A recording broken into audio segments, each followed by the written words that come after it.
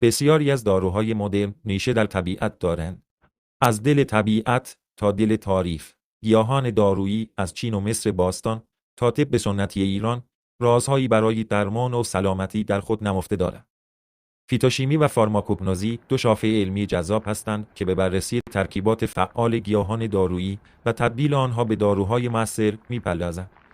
فیتوشیمی یا فایتوکمیستری علم مطالعه ترکیبات شیمیایی موجود در گیاهان و سایر منابع طبیعی است.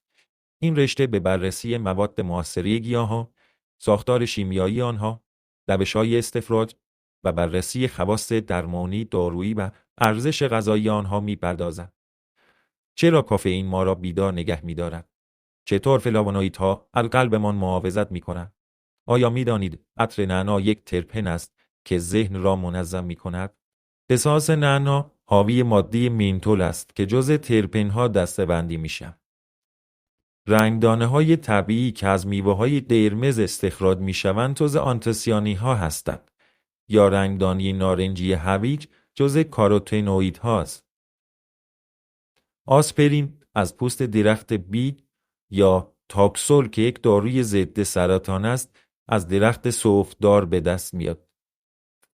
طبیعت یک آزمایشگاه زنده است و همیشه بهترین ترکیب رو داره. کافی رازهای اون رو کشف کنه. اگه میخواید بیشتر با دنیای گیاهان دارویی و داروسازی سبز آشنا بشید، ما رو دنبال کنید. بسیاری از داروهای مدرن ریشه در طبیعت دارند.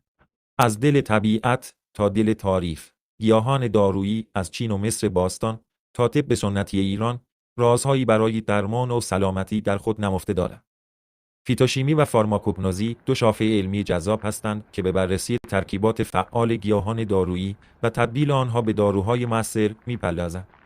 فیتوشیمی یا فایتوکمیستری علم مطالعه ترکیبات شیمیایی موجود در گیاهان و سایر منابع طبیعی است.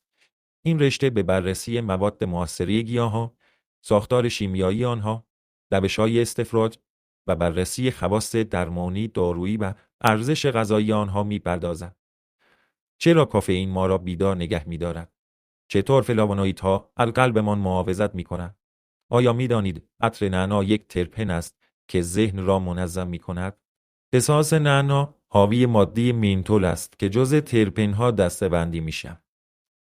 رنگدانه‌های طبیعی که از میوه‌های قرمز استخراج می‌شوند جزء آنتوسیانین‌ها هستند یا رنگدانی نارنجی هویج جزء کاروتنوئیدهاست.